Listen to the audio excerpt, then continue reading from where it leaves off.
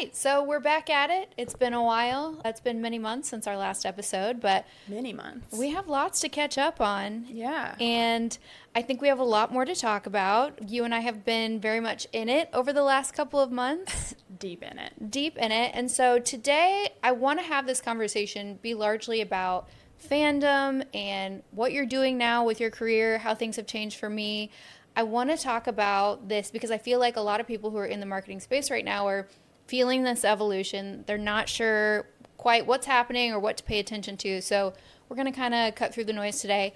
But I feel like a great place to start is that you have a new agency called Fanout. I do. And it's kind of a pun. It's tied to fandom. It's tied to Fanout queries, which we can get into a little bit. But you have a stepping stone. You have a series of stepping stones in your career that are the red thread seems to be very fandom related. And so you had pop culture podcasts about Friends, about Taylor Swift. You had an app that you built that was fandom oriented or that you co-built. You have done a lot of things that have kind of brought you back to this community minded mentality. And so I want you to talk about that. Yeah. I mean, it's so hard to remember where we even left off on the last episode. Earlier this year is when I started my Reddit consultancy and super deep in the offsite AEO world because of that, and decided to kind of just double down on that space with Fanout, which covers all of the offsite platforms. So Reddit, YouTube, LinkedIn, Quora, kind of like any platform that's helping the B2B companies show up in AI search is like what we're focused on. It just felt like this weird kismet thing where I had just come out of co-founding Chalant, which was a social media app for pop culture fans. My co-founder and I were like longtime fangirls. For the past 10 years, I've been podcasting about different fandoms for Friends, Taylor Swift. Yeah, long time fangirl, deep in the fandom world. And as I was getting into the Reddit and the offsite of it all, which is also my background, SEO for the past 10 years, it just became more and more clear that, there is just such an overlap here. And as these AI search engines are pulling more and more from third-party sources and relying more and more on third-party voices, real people over like corporate blog, your advocate, your creator voices, as more trust is being put there by these engines, we're just seeing this huge shift into Brandom, which is fandom meets brand. Yeah. And how do you cultivate a presence in those spaces, and how do you empower and nurture your advocate voices into something into Brandom, so that they can show up in these places and advocate for you, talk about your product, correct misinformation for you, really be there for you when you can't always be. And so there was like, I just kept feeling this like, this is fandom now. This is really tying back into fandom and Brandom. And then, which is like a weird little universe gift. I mean, any SEO, anybody working in AI search right now knows about the concept of Fanout queries, which was like, oh, duh. Like this is just such a fun little play on words, which is why my agency is named Fanout. But yeah, I've been super deep in it now, and it feels like, weird. My like weird background of SEO meets social media and fandom like all makes sense now in a way. And so that's kind of like where I've decided to double down. And yeah, I know you've been doing a lot in that space as well with the creator side of things. And so, I feel like we could talk about this for a million hours. Yeah.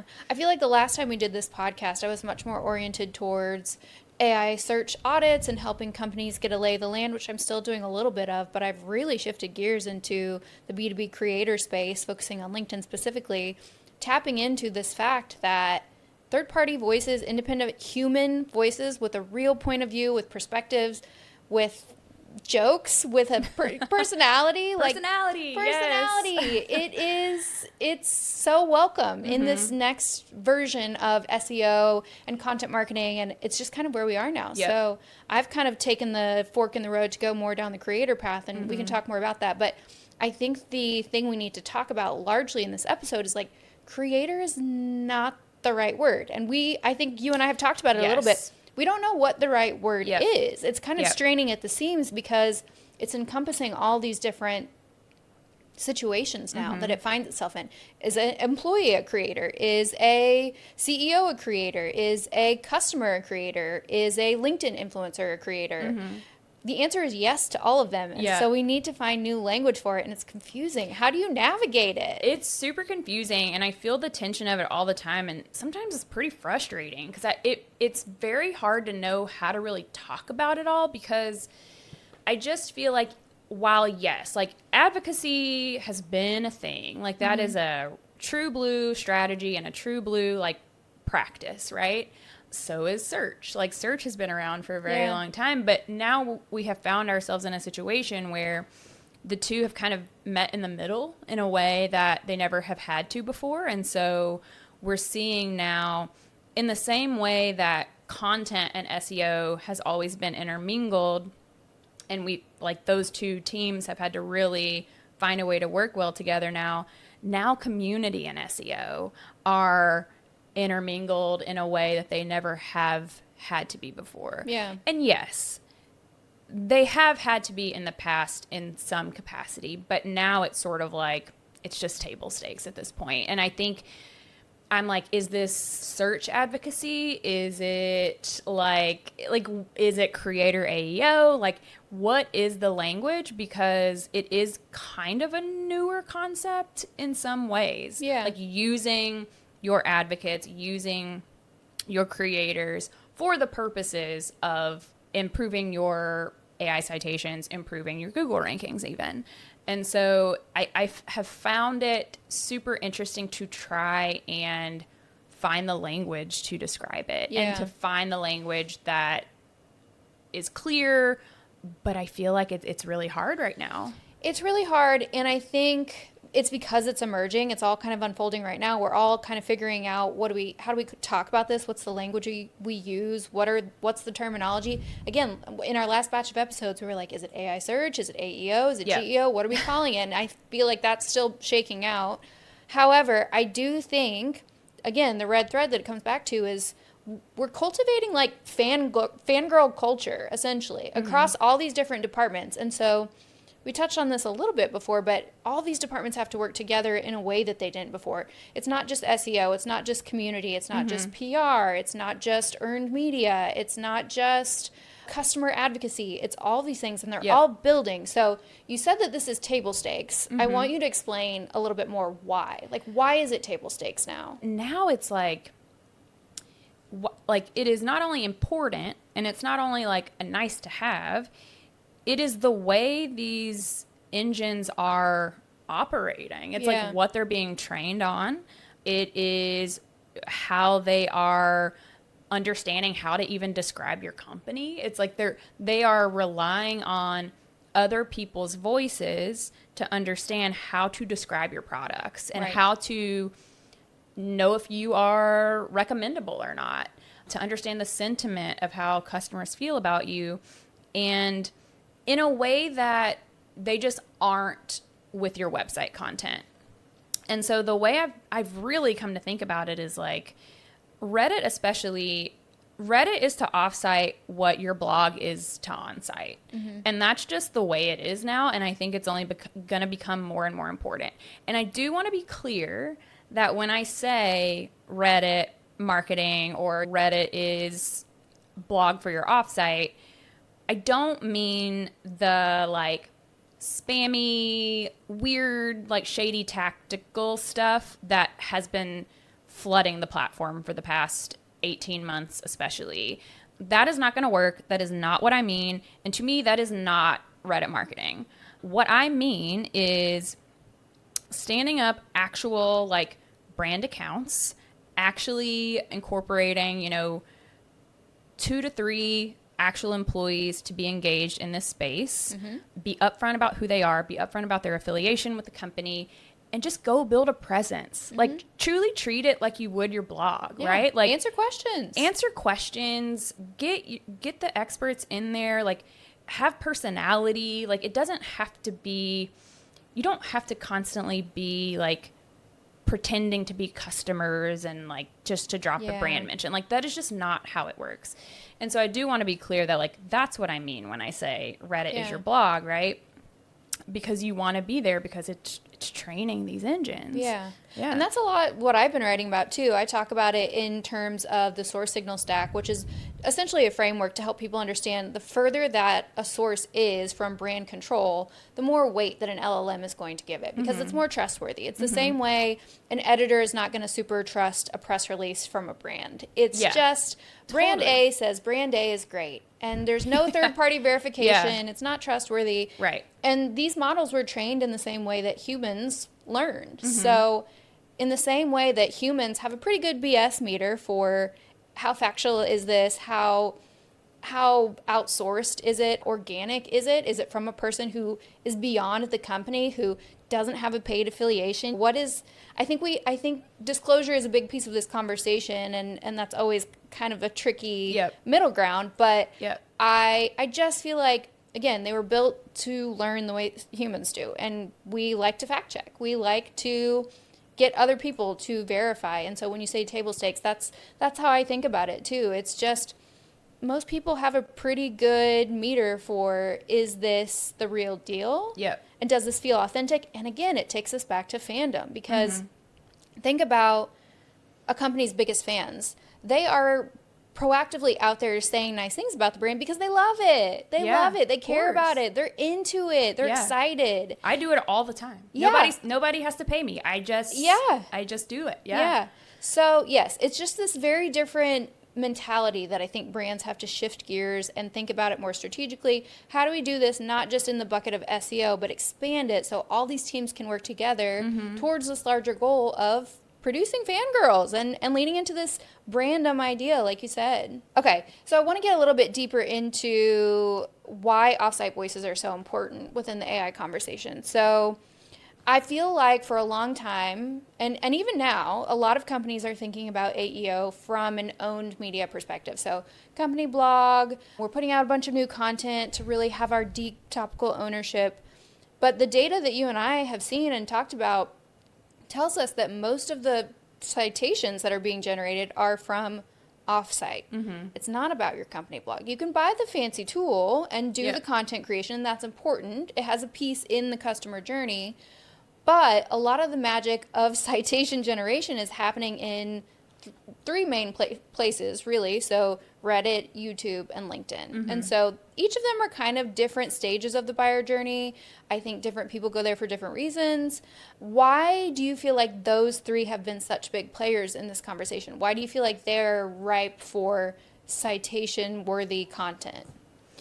I mean, I think it all comes down to me, it's like, these are the most human spaces on the internet.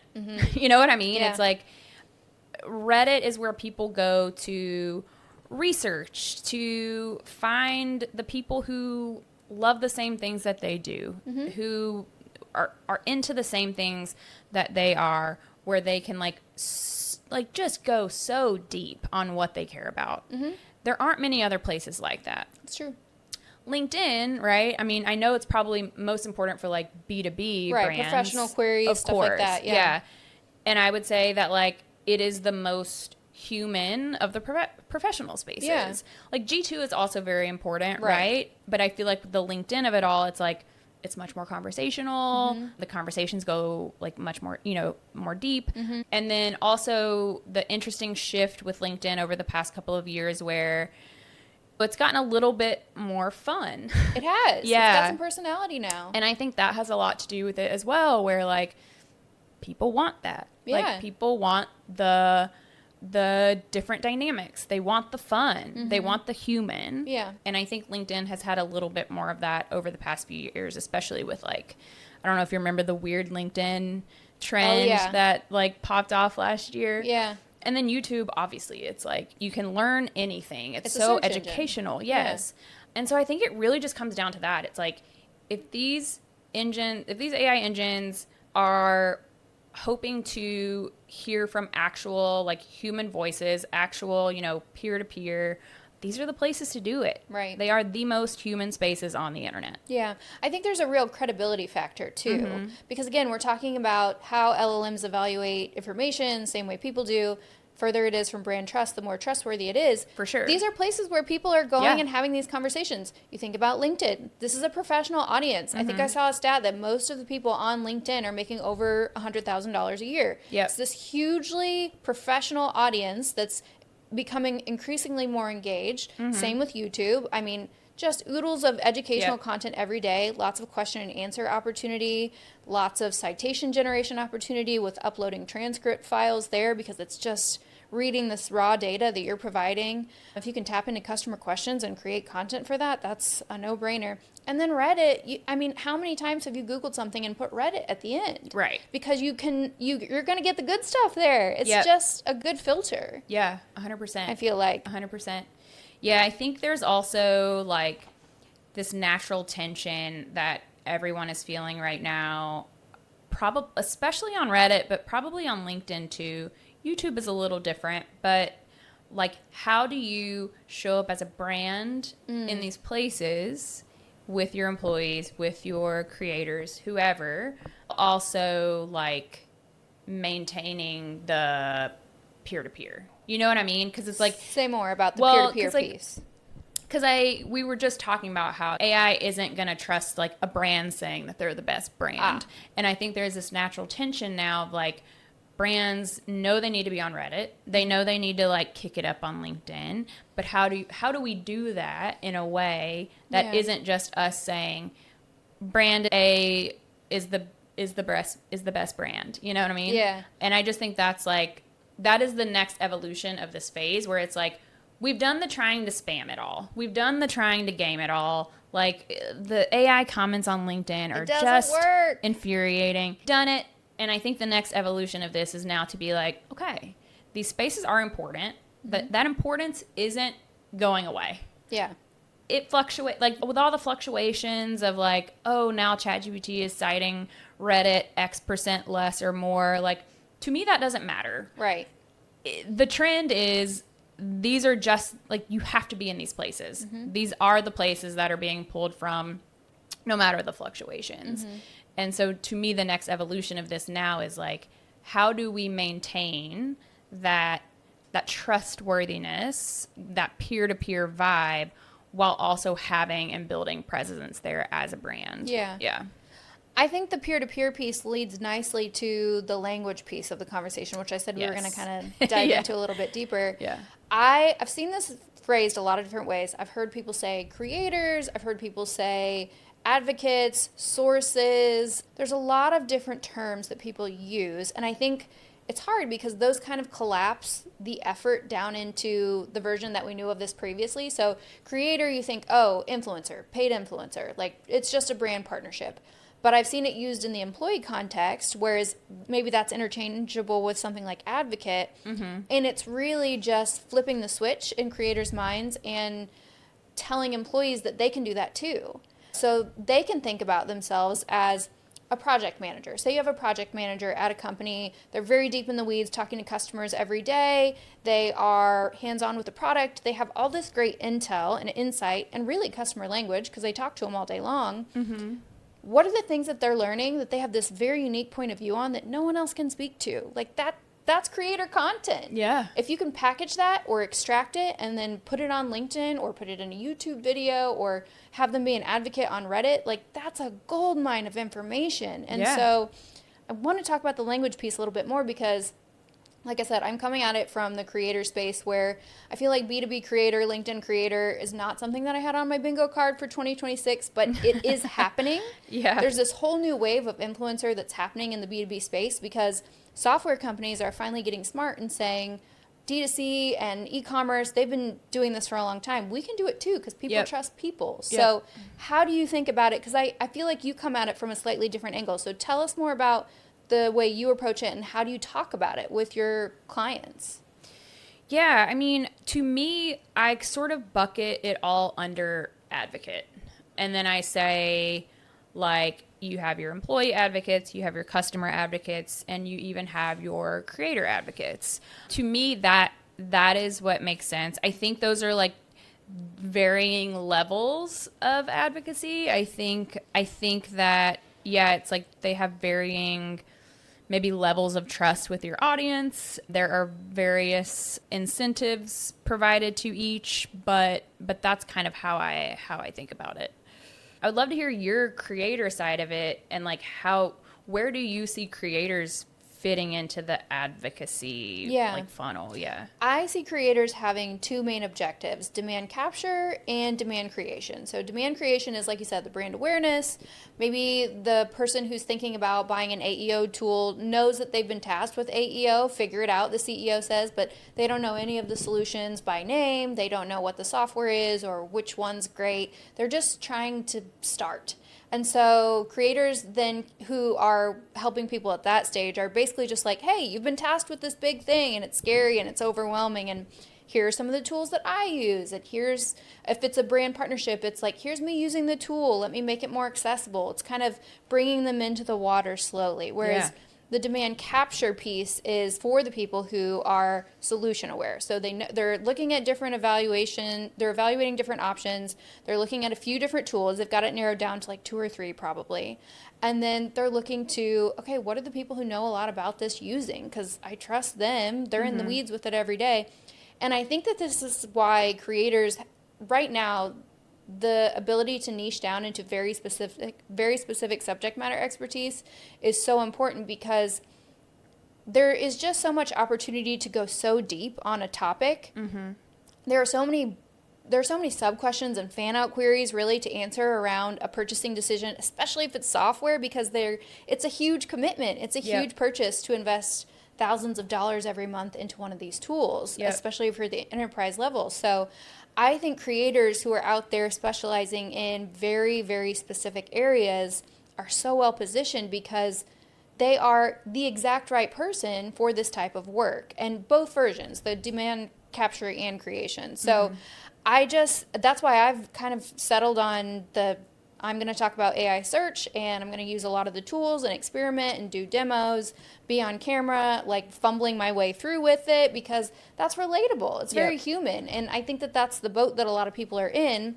In the same way, employees can do that too. You know, people who are in-house at companies are wrestling with the same questions. So I think people want to hear from, what's another head of product at a similar type of company? What are they looking at? What are they, what problems are they solving with these tools? What cool things have they figured out how to create or vibe code or whatever with these tools? So there's just so much opportunity. Yeah. And I think I think the employee piece is so good for just world building, which is a huge part of fandom. Right. It's like getting your employees involved in a way, I mean, building in public, right? It's like getting them involved in a way that makes them feel like they're part of your journey. And it gets them emotionally attached, and not in a manipulative way, just in a way that like you want to share what's happening at your company. You want to share the journey that you're on.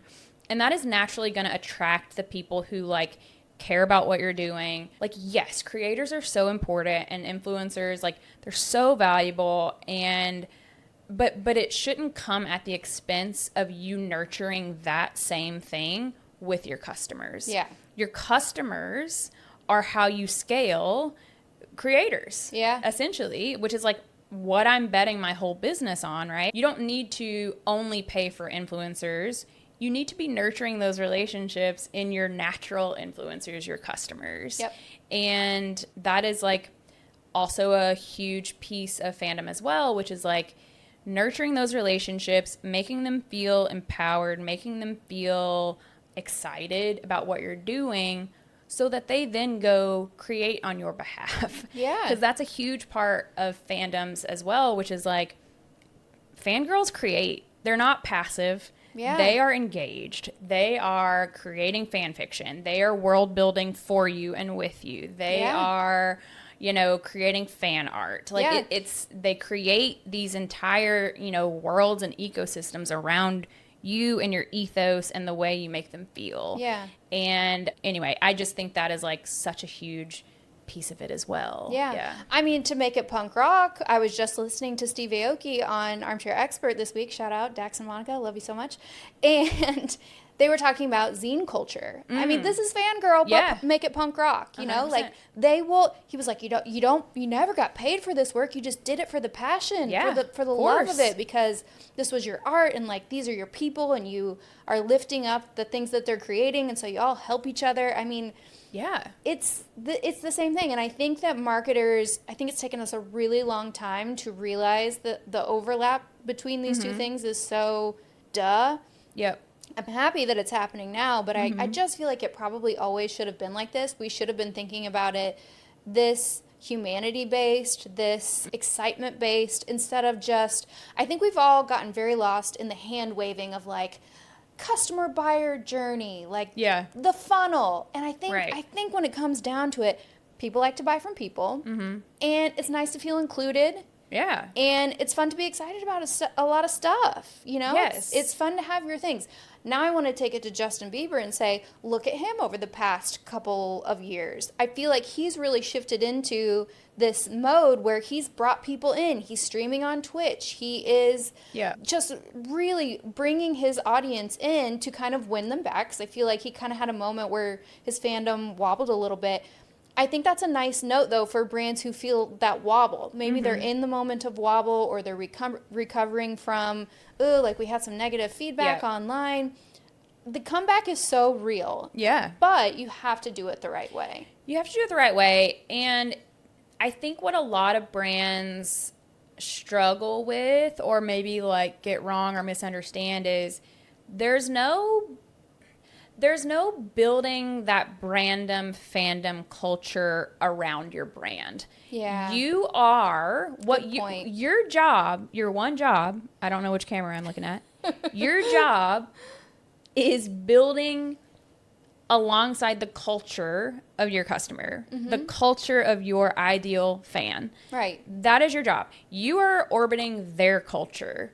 And you need to figure out, like, what culture that looks like what culture that is for your specific category, right? But it is your job to build in that culture, not think that you have to build it around you, because it's not about you. Yeah. And I'll be so for real and say, I don't even think it's about the product. I cannot tell you how many people have said, I bought the software because I thought the branding was really cool. Yeah. Like, brand is more important than ever. And yes, the people behind the brand, of course, but also think about it from the perspective of, like, is this a team that I want to root for? Do I like their merch? Do I like their company culture? Do the people seem chill? Yeah. Like, these are very real vibe-based questions that I think for so long marketers have been very buttoned up about and afraid to, don't get weird because we're going to alienate ourselves and look unprofessional. Yep. People want weird. People They want that. Weird. People want to feel something. Feel something. It's how do you make them feel, and do you change their life? And that could mean, change their life could mean, do you help them in their work? Do you help them get a promotion? Do you make reporting easier for them? Yep. Like, it can be as simple as that even, but I mean, I'll name an example right now, which is like, for the past 3 months, I've been using a tool called Victor. It is like an agentic AI tool that lives in Slack, and it has changed my life. Like, it is like made building a business so much easier. It has allowed me to go from solo consultant to a team of like closing in on 4 by the end of the summer probably, which is nuts. And then, this past week, Anthropic released their version of it. Yeah. Claude Tag, I think. Claude Tag also lives in your Slack. And I think there was this outcry of like, tools like Victor are dead. But because Victor changed my life, truly, I'm like, I don't even really like care to try Claude Tag. Yep. Like, I'm sticking with this thing that I've gotten attached to, and that has like had a very real impact on my life as a business owner. Yeah. Just like, it's just, It's loyalty. It's brand loyalty. Yeah, it for cultivates sure. that, which we haven't even touched on. And they haven't even, like, this is not a paid thing. Like, Mm-hmm. they have not asked me to talk about any of this, but it's like, that's all you gotta do is have a product that either, like, really makes people feel something or, like, really changes how they work. Yep. And I think that's, like, step one. Yeah. Yeah. I think the next piece of this then is we've covered the ground of creator, advocate, the language is changing really fast. What's also changing really fast is whose job is it to oversee all of this? Yeah. That is becoming very tricky. And I think for a long time, people in the C-suite were like, head of marketing, head of content, head of SEO, figure it out. Figure out the AI search of it all. And I think very quickly, and in the next 6 months or so, we're going to realize that, like, this is a new type of job. We talked about this a 100%, little bit yeah. with Nick in our first episode, but this new T-shaped marketer who oversees all of the buckets that we've talked about. So SEO, content, PR, community building, field marketing. Haven't even talked about that. Get people together in person. That's a great way to build brand affinity. Meet somebody face to face, have dinner with them, ask them about their life, get to know them, make friends. Just so many different departments. There's going to have to be some sort of generalist who can oversee all these different buckets, make sure that they're building on each other, and that they're all working together toward what we started talking about at the beginning, which is like, how are we showing up across the whole of the internet, and especially in these key locations like Reddit, YouTube, LinkedIn specifically, but really across the whole of the internet? And how do we explain this to leadership? How do we, as marketers, start to agree on the fact that, like, this is a whole new role? And how do you think about it? Who do you talk to? I will say I largely talk to one of three roles. I talk to head of SEOs, I talk to head of communities, and I talk to, like, heads of growth. And I see those most often trying to tackle this and trying to work together. I will say I mostly sit at the intersection, like with my clients, I'm typically at the intersection of community and either SEO or growth because they're just so intertwined now, like I was saying earlier. To me, at least from the search side, like I'm not really in the brand side of, like, field marketing or anything, but, like, for these platforms that are impacting actual AI search, to me, it's like it needs to be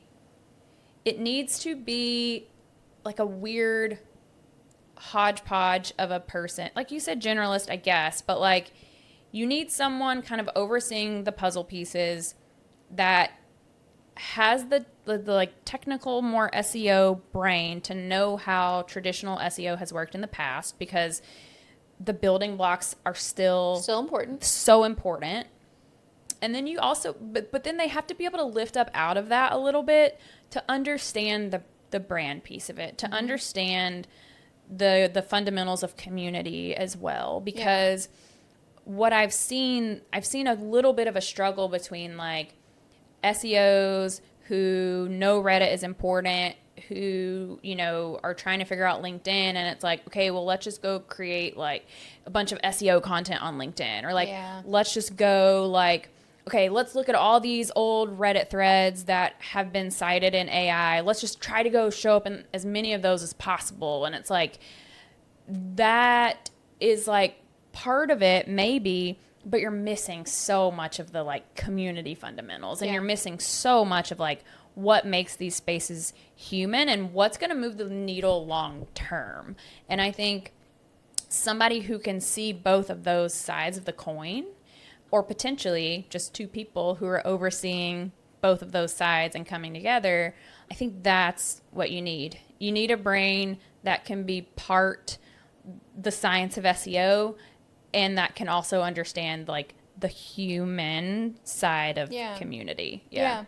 I'll say I've seen it from my perspective. I'm talking to a lot of heads of social, heads of influencer marketing, creator, heads of growth though too. They're trying to get specific about how do we do this strategically.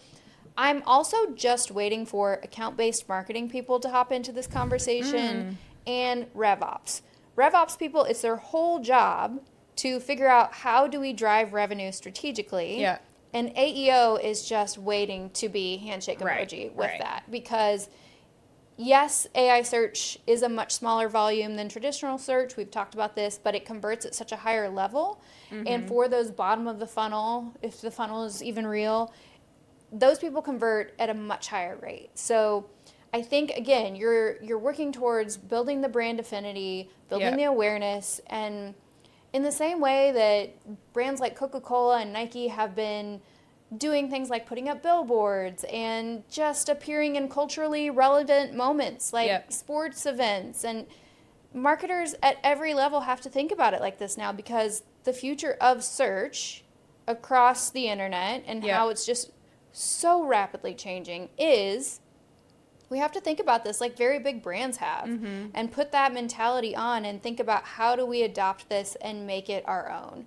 And I think, I just think there are so many departments that have to be collaborating, and I think there just has to be a point person who has the strategic vision to see, here's what we're working towards, and like here are all the different tops that we're keeping spinning to make this work.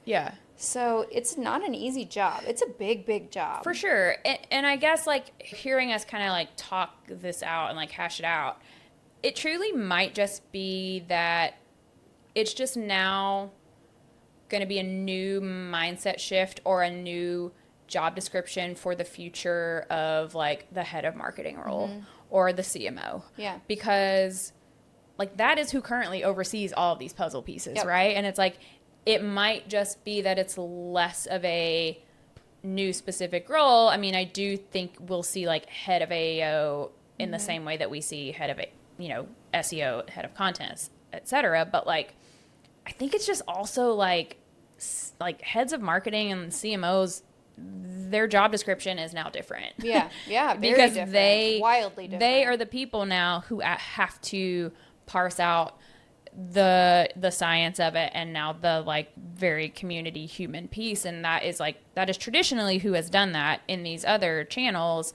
And I think now it's just going to be so much more important for them to understand the thread through all the channels, and that there cannot be silos now. I think on the creator side too, the thing that I'm seeing is as brands very quickly try to get with the program and launch partnerships with creators and authorities in their spaces, I'm seeing just the kind of gold rush of it all, where people will book one-off campaigns and they're flying by the seat of their pants, and there's no tracking link and there's no brief, and it's just please push it out the door. I want to really urge brands to slow down and to think about this very thoughtfully, because to take it back to the beginning of this episode, it's about long-term plays here. Long-term brand affinity, really deeply rooted partnerships where people feel the authenticity. It's not a quick one-off. It's not they got paid to talk about this. It's this person talks about this brand and uses it and knows it inside and out and can answer my questions about it and can be that. In a way, a good creator partner is a good customer advocate. And I think that is the Venn diagram of all of this, is that people who really love your product and believe in it and are rooting for your brand are so well equipped to talk about it well and to have the authenticity factor that's so important. And I feel like, again, that's the through line of Fandom and Brandom and all of this, is that this isn't a quick win. This is not we ticked the box, we said we did it, and now we're good. It's, if you want it to work, it has to be thoughtful in the same way that a celebrity or an artist, if they are thinking about their fan base, they're not just chasing trends and that's working for them long term. It might work for a season, it might work for an album, but it's not going to keep somebody with that person long term. It's going to be a quick pop hit or a one hit wonder and then goodbye. So I think, again, we have to bring it back there and help brands see, like, this is the way. When I think about, if I were someone listening to this conversation, my question would be like, okay, that's all good and fine, but like, how does that actually tie back to search? Or how do you actually see the success of that, in search? I think I want to get into that a little bit as well. Like, because you talk about this a ton. I want to hear more about, like, how do you explain to your newsletter audiences, your clients, like, how do you explain the relationship here between how this actually impacts the business? Yeah, I think that AEO can very easily there are a lot of vanity metrics that people can talk about that maybe look good and sound good on paper. And even from my days when I started as a social media manager, you would kind of talk about impressions and clicks if you were really good, because the click rate would often be very low on ads and stuff like that. And it's the same thing now. This is just the next wave of all of that. And so again, I think that's why the strategy has to be very thoughtful. You have to think about, what is our objective here? What are we trying to solve for? I also think there's a very interesting piece of the conversation that we probably need to do a whole episode on, about the analytics of all this. How do you measure it? How do you track performance? Like blogs, it's very hard a lot of the time. It's very ambiguous. It's not a direct conversion. It is not a direct sales channel. It is brand building. It is awareness. It is getting people to vouch for, just surfacing within the AI, like getting your name in people's heads. And so I am familiar with a lot of the tools now, and I think there are things like citation rate and brand affinity and share of voice, and these are kind of the status quo right now if we're looking at it. But I do think that in the next 18 months, perhaps the CFO is going to be like, we've been spending a lot of money on these efforts. Are they actually converting into leads and sales? What's the bottom line on all of this for this particular line item that is very quickly adding up? And so I do think that we're going to have a better way to report on performance for all of this. I think citation rate and share of voice and brand sentiment, these are great high level things to keep an eye on, but it's kind of a moving target, because the reality is a lot of these are predictive analytics, and that's a whole other conversation. But also, so what is what comes up for me with a lot of these conversations. And so I do tend to think that AEO ultimately is more a demand generation channel than demand capture, because it can be, but it's so hard to track right now. I think I disagree with you. Say more. Yeah, so I've seen a lot. I mean, I just saw a big research paper, or whatever you want to call it, come out from Scrunch, and they like looked into if a brand gets mentioned or recommended in AI search, like, so what? Like, what happens next?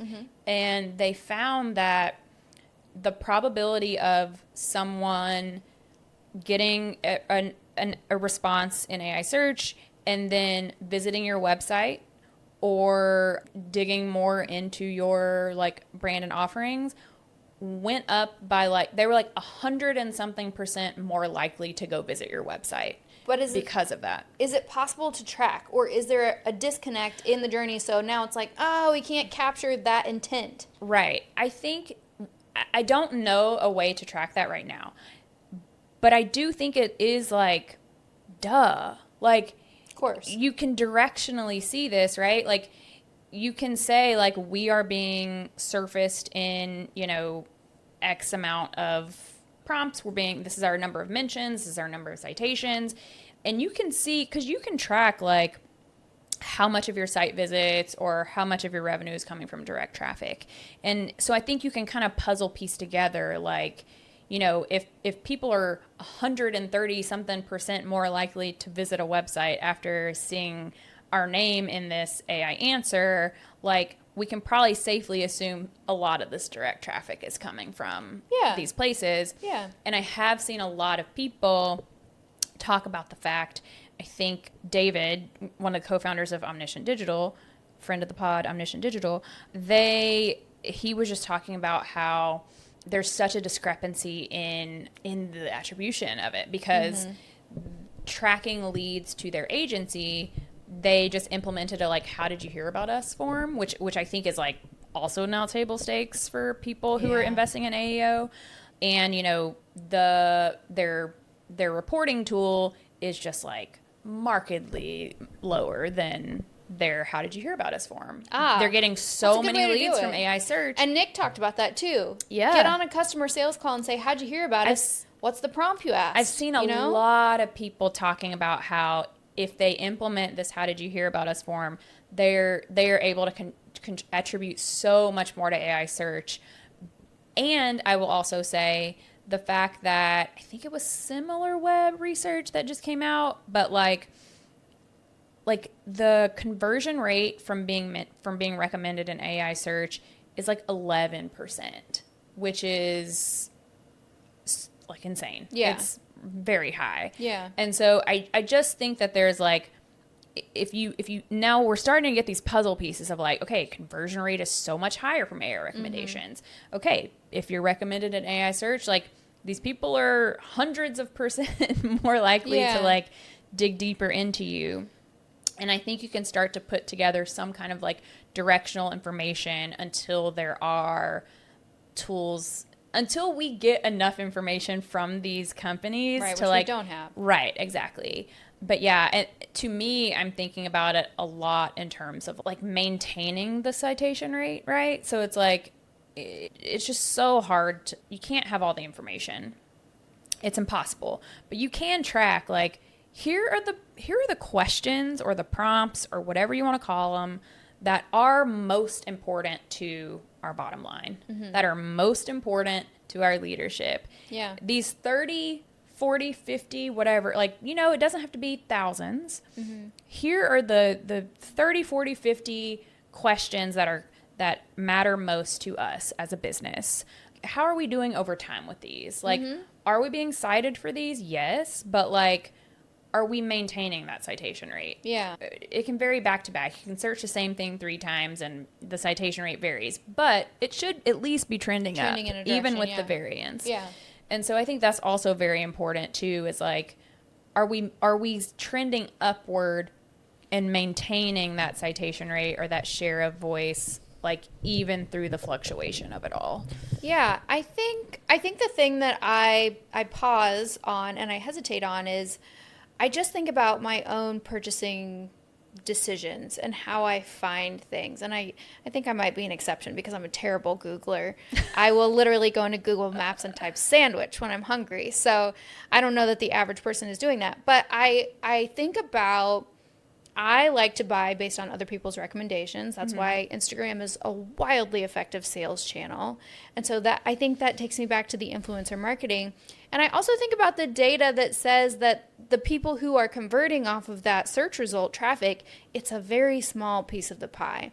And I think, again, that takes us back to, yes, this is important, both on-site and off-site, but we have to be thinking about it holistically because this purchasing decision is not happening once. It's a research decision, for sure. Especially for B2B. I mean, this is a big decision. You're investing a lot of money in it. It's not a quick $20 t-shirt you're going to buy. And so you have to think about how many times across the internet somebody's been exposed to your brand and they're thinking about it and now they're seeing another person say nice things, or they saw a really helpful customer demo that was like, that's that problem I need solved. That does it. That fixes it. And so you have to think about it so holistically. And I love that because I feel like it's forcing the point of we can't just do it one way. We can't just write blog content and hope for the best. We can't just use AI to push out 50 new blog posts a month and be like, we did it. We did it, fam. We did AEO. Because the reality is it's all these things. It's all these touch points working together. And so I think that's really exciting. Yeah. It's fun. And I think, and I mean, I think we've even talked about this before where it's like, that was kind of always true. Of course. It's why attribution has always been miserable. Sucked. Like, marketing attribution has always been, like, I don't know, directional at best, in my opinion. But yes, I think now, like, the fact that where our faces are being rubbed in that a lot more, I think is just like, thank God. Like, thank God. It's making us have to, like, rethink a lot of this. Yeah. I think a fun way to end this episode might be, I want to hear what you are a fan of right now. And it can be about anything, but what are you personally fangirling out about? What are you excited about? And it doesn't have to be work related. It could be personal, but like, what's something you're really excited about right now? Okay. Obviously Victor, which I talked about earlier, but I have recommended Victor to several people at this point. Yeah, including me. Including you. A big one for me right now is non-alcoholic beer. Oh, interesting. I am what the kids like to call middle-aged. I am closing in on 40 fast, and I I just can't do alcohol anymore. Yeah. Like, one drink and I am wrecked. I don't sleep well. I'm wrecked the next day. I'm not like drunk, but you know, it just like my whoop, everything's in the red if I have one old fashioned, which is a tragic state. But it's for the best. I've tried so many like non-alcoholic beverages, and they really got it figured out with the beer. Like there are so many good non-alc beers, and it's a lifesaver because like it still feels like a little treat, right? Like it still feels like going out. Of course. Want to crack a cold one. Of course. Do you have a favorite? Last night I had a Dos Equis, like lime sea salt, non-alcoholic. That's really great. I feel like there's another one that we had recently. Is it the Michelob? Michelob's pretty good. Heineken's pretty good. Heineken Zero. That they're just very light and they just taste very similar to the original. But I also like Athletic. Like that's also very good. Yeah. Yeah. Okay. Nice. Shout out non-alcoholic beer. And what about you? It's funny because mine was also a drink, but I am very into deli container drinks right now. I don't know if the listener, watcher, viewer here knows what those are. Probably not great for the environment, but they are reusable. But a clear plastic deli container, put a bunch of weird shit in your water, your coconut water, your sparkling water. Punch a straw in it. It's delicious. Yeah. Keeps me super hydrated. We're in Texas. It's hot as hell here. I'm dehydrated all the time. It's miserable. And that has been a nice fix, so... What is it about a clear cup? You can just see what's inside. There is something about it. It's so cold and refreshing, and you're like, oh, look at all this fruit. I'm so healthy. Basically, Gwyneth Paltrow. I mean... Toss a lemon in. Some mint. My God. I know. So good. It's ideal. Yeah. Anyways, so that's what we're fanning out about right now. And I feel like this has been a good conversation, but... yeah, lots more to talk about in future episodes, but I feel like starting with this red thread of Brandom fandom, that's a nice place to spring from moving forward. 100%. Yeah. All right. Well, until next time. See you next time.